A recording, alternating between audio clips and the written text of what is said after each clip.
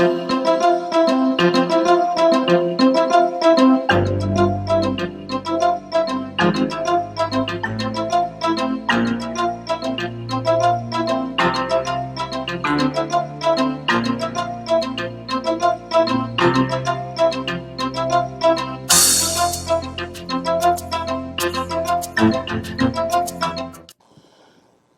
and welcome to Writer, a program for and about writers. I'm Brandy Hilboldt, and with us today is children's author John Cech. Hi, Brandy. Hello. We're Good so to meet glad you. that you're here. Thank you. Thanks for inviting me. You said one time, my interest in mythology and children's literature, that often dismissed area of literary studies, have not been at all accidental. I owe my concern in both areas to the inspiration and influences of two people. Would you like to tell us about them?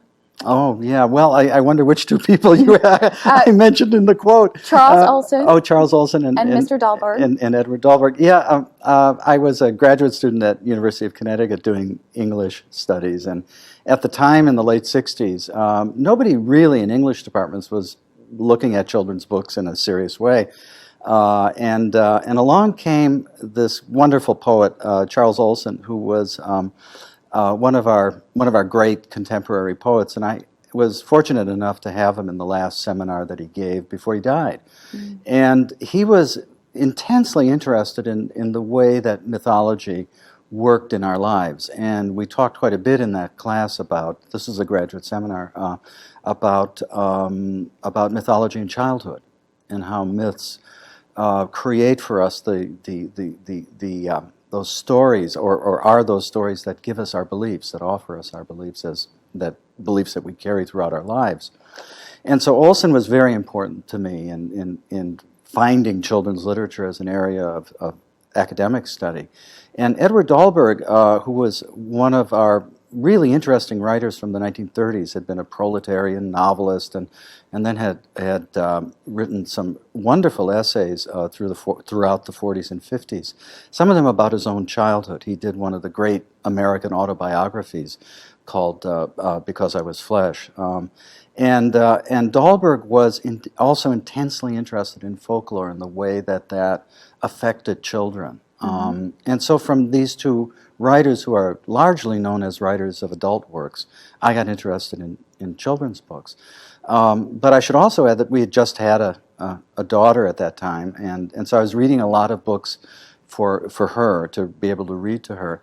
And at the same time, at University of Connecticut, there was one of the great teachers of children's literature in the country. She was one of the true innovators, one of the most creative teachers I knew. She did these wonderful undergraduate lectures in children's lit, and she had terrific people. Every class had people like Maurice Sendak, or one of her classes that I remember as a graduate student, hanging out in her undergraduate classes. She had Margaret Hamilton, the famous character actress who played the Wicked Witch of the West, come up from New York and talk about The Wizard of Oz and her role in the movie.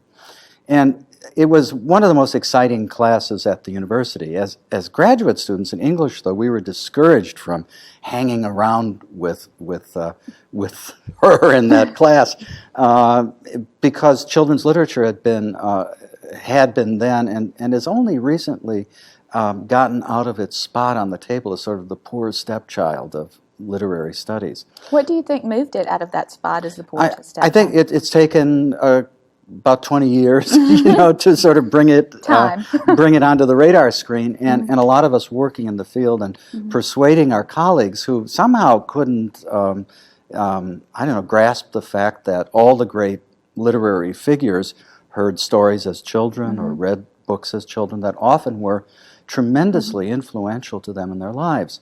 Dylan Thomas, the great English poet, said that he wrote poetry because of Mother Goose. Right. You could go down the list. Almost any great artist that you can think of was somehow inspired as a child by stories she heard, books that she read. You spoke earlier of mythology, and that influence shows up in many of your books, the influence of folklore and mythology and stories that are passed along. When you were at a fundraiser for the public library, a couple of years ago, you told the story of how you were inspired to write My Grandmother's Journey. Mm-hmm. Will you share that with us? Well, my mother-in-law, I mean, she really, I can credit her with having gotten me into actually writing children's books, because I'd wanted to do something in honor of her, to honor her, the story of her life. And I think all of us have characters in our family, people in our family who are mythological, who provide us with a point of contact with the larger values in life. Mm-hmm. You know, somehow their lives are exemplary or represent those things that are so important to us, that myths do. And my mother-in-law was certainly that for me. Here was a woman who had grown up in a little village in Russia that no longer exists because the Second World War and the collectivization of farming in the Soviet Union obliterated it. And she had lived through the revolution. She'd lived through the Civil War that followed the revolution. She'd lived through the famines that followed the Civil War. She'd lived through the purges that followed the famines. She'd lived through the Nazi occupation of her part of Russia, her area of Russia, and was then with her husband and the little infant who would later grow up and become my wife, captured by the Germans and taken out of Russia and back to Germany to work in slave labor camps. And she came through this experience. She and her husband and their family eventually came to the United States, and she lived through this time, some of the most tragic and awful time in human history, mm-hmm. Without bitterness. Right. And she was one of the truly spiritual, truly holy people that I've known. Mm-hmm. I think we're really blessed when we meet someone like that, and especially when someone is that close to us as a mother-in-law or a mother or a parent or somebody else like that in your immediate family. And so I wanted to do something with that story of her life. And I tried it as a novel for adults, and I still think it would work that way. But something didn't quite click, and I tried it as a series of short stories, and I tried it as a screenplay, and I still think it would make a great screenplay. And then I was telling the story to somebody, and they said, "Well, this would make an interesting children's story." And I thought about it, and there was a lot of very powerful experience in her life, and some of it doesn't belong in a children's story. I mean, some of the things that she witnessed mm-hmm. I don't think should be in a children's story. But a lot of it is the kind of story that grandparents have been telling their grandchildren for millennia. You know, what happened to me? Right. You know, and children love to hear those stories from their parents, their grandparents. And they become the mythology of our families, the folklore of our families. And so somebody gave me that little nudge, and I knew exactly what to do with it then. And the story I was able to write fairly quickly at that point. And I chose to do it as a story that a grandmother tells to her granddaughter because, in fact, my mother-in-law was, as she was telling these stories to me, she was also telling them to our daughter. And so it really happened that way, and it provided the kind of framework for containing these experiences, a series of stories that a grandmother would tell a granddaughter. Talk a little bit about the publication process. You had this idea. You decided that you were going to go forward with it as a children's book. You then have to work with an illustrator, in this case Sharon McGinley-Nally, who has illustrated 3 of your books. Right. And what people are curious about that process. What's it like? Do you interact with the illustrator? Also, what about the editing part? Do you get edited heavily? Is it hard to deal with? It really depends on the book. Sharon and I had known each other for about 10 years prior to this, and that was another piece. Any creative project like this is a group of pieces suddenly coming together and fitting. And Sharon and I had talked about doing something together for 10 years. And finally, a mutual friend had nudged us both, said, "Why don't you two talk about a book project?" They had thought she would make a good children's book illustrator. They had heard the story of my mother-in-law, and they thought this was a natural fit. Sharon is a fine artist. She began as a fine artist and is a painter. And she brings to her painting something really extraordinary. She comes from Pennsylvania, from the Pennsylvania Dutch folk tradition, and it's all over her work. You can see the angels and the hearts and things that you would also see if you went to Lancaster County, Pennsylvania. But that's also what Russian illustrators have been doing for over a century in Russian children's books, is using some of the very same images in the bordering devices of their books. So there was something already happening, some kind of synergy already with Sharon and me and her style and the story that we wanted to tell. We proposed doing the book together, and neither of us had done a children's book before.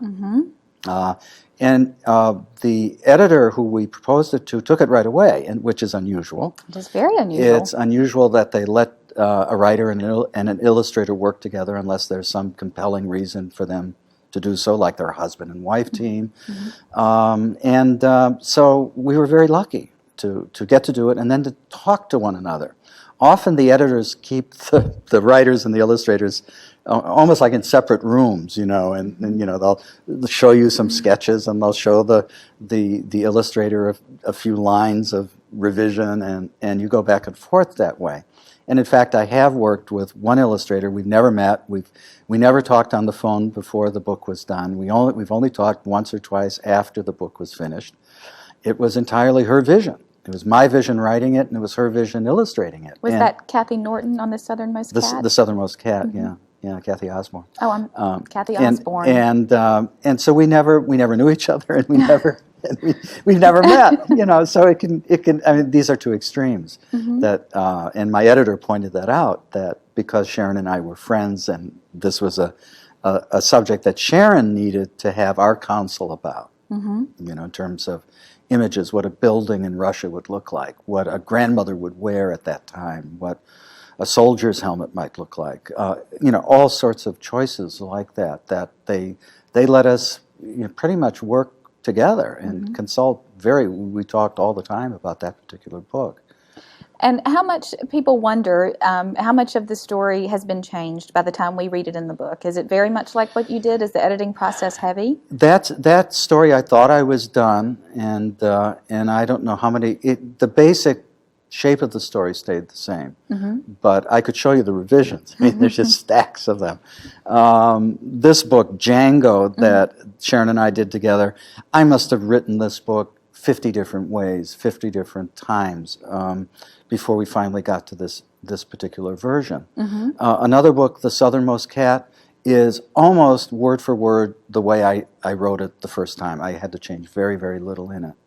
So each book is different. It's the mystery of the writing process. Yeah, it is the mystery of the process and what clicks for the editor and what works for the illustrator, and it's just, it's a very fluid thing. You've used your mother-in-law as inspiration for a book, your godson in Django. Yeah. And tell us how these real people provide you with fodder for your stories, how they get translated into the pages of the book. Well, I think that all of us, William Butler Yeats has a wonderful poem called The Circus Animal's Desertion, and in it he has a line where he talks about the rag and bone shop of the heart, meaning the place we store all of those memories of people, places, things, experiences. And so people get into my books, as I know they get into other writers' books, in all sorts of interesting and sometimes quite powerful and accidental and purposeful ways. In the novel I did about the gold rush, friends of mine are in that book, and I put them in 1849 and 1850, and they're really characters in that story, because there's only so much you can invent as a writer or an artist of any kind. I mean, you do maybe 50%, and the rest you're grabbing from all over the place. And how have they reacted? Do they recognize themselves? I haven't told them. I generally haven't told them. My mother-in-law liked very much the portrayal of herself in this book, and Did she? my godson loved the way I portrayed him in this book. One of my neighbors is in Django, and he's a wonderful fellow. And I asked him. He has a very extraordinary name, Paris Miracle. Paris Miracle. He's a real person, and he was a neighbor of mine. And I asked him if I could use his name sometime in a book, and he said, "Sure, just give me a good part." And so that's what I tried to do. And he's the good neighbor. He is the good neighbor who comes to see if the family's okay after this ferocious storm. So I'm glad that you told us that. I would have assumed that you made up that name, Paris Miracle. No. So they come from. I use them in different ways. Sometimes it's just a name. Sometimes it's it's a physical description. Of someone I know. Some of the subjects that you cover, for instance, in First Snow, Magic Snow, there's the mysterious disappearance of the little girl Snowflake. And again, in My Grandmother's Journey, there's war and famine. And these are tough issues, and yet they're dealt with in your children's book. You explained before there are some things that you do leave out. And overall, they come out with this very warm feeling about the closeness of family. And so how do you balance that, and how do you address these really hard worldly issues in a children's book? Well, I think that's a very it's a very important question, because I think children understand a lot more than we give them credit for understanding, and they can accept the hard facts of life. And they don't always have to be. They do have to be sheltered from certain things. I think the level and the kinds of violence that are portrayed for children, that are in ways that are accessible to them, is appalling in our society and shouldn't be there. But having said that, in other forms, the Grimm's fairy tales, for example, have some extraordinary violence that we all read as kids. Right. In most of the versions kept that in. In fact, it's interesting that when the Grimms put together their fairy tales, they didn't take out the violence. They edited them very carefully. These were often very salty tales. But they left all the violence in, all these horrible retributions that are meted out to people in the end of the fairy tales. But there is a function, there is a very important psychological function that serves, because kids, like all of us, want to see justice done. Right. And the kind of justice that's done in the fairy tales, I see it as psychologically symbolic. These people who have perpetrated such evil done such horrible things to the innocent people in the fairy tales get theirs in the end. That's sort of what it's like, what it is. I think the way most kids understand it, and it doesn't make them want to go out and do that themselves. I don't think fairy tales have ever been responsible for, kids wanting to model their behavior on that. Right. Tell me what it felt like when your first children's book was published, and how it affected your career. And you're a professor. You have a show on public radio. You do lots of different things. How do you integrate all that? Well, there's nothing to describe having that first book come out. You work for months and months and months on the story, or in that case, that story had been in my head for 15, 20 years, and finally I find a way to put it down on paper, and a beautiful artist to illustrate it, and we pretty much get the book we want, which is, really unusual. Wonderful, supportive publisher. You get everything done, and then the thing is shipped overseas, or it's shipped to New Jersey or Wisconsin or somewhere. And if it's shipped overseas to be printed, you find yourself, if you know where it is. And in the case of that book, it was printed, I think, in Singapore.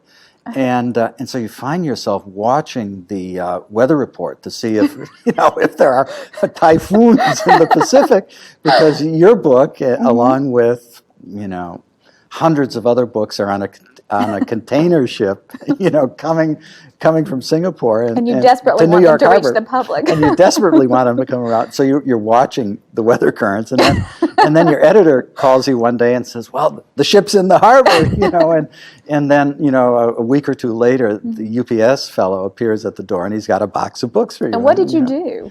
Oh, it was just, you open it up with, it's like opening up the biggest present that you've ever gotten. And it's not a big box. It's like your author copies, 20 copies or 25 copies. And that's, What did you do with them? Who did you call first, and what happened? Well, my mother-in-law was alive then, and so she, of course, was the first person who saw it. And in Gainesville, when the book came out, they threw a big signing party, and they had Sharon there and me there. And it was really fortunate because she was alive, and she was nearly blind at the time, and everyone wanted her autograph. Oh. And she stayed for 3 hours after. They didn't want Sharon's and mine. They didn't care about ours. They wanted Grandma's autograph. So she could barely see, and she signed autographs for everyone. And she said later, God gave me the strength to sign all those autographs. And it was really wonderful. I mean, it was the best sort of, finish to that project that I could have hoped for. They stood up and applauded her and cheered her and hugged her and kissed her and everything. I mean, it's really an amazing event.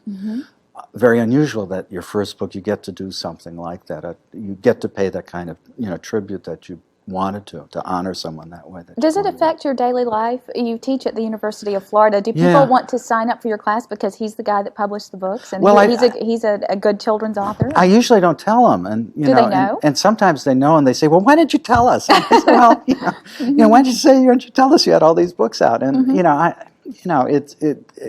don't know. I don't, and so. They are interested in the process too, because a lot of them want to become writers, or I think a lot of people think about the process, whether it's writing for kids or adults or whatever, and they want to know what you go through.